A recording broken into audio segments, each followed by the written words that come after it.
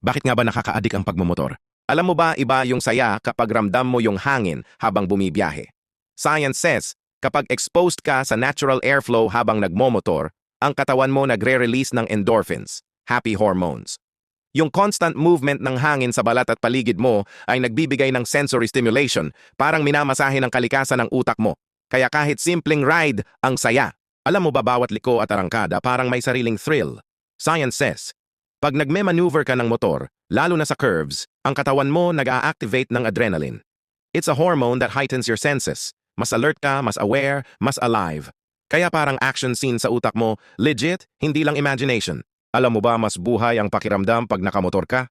Science says, pag lahat ng senses mo active, pandinig, paningin, pakiramdam, ang utak mo mas engaged at present.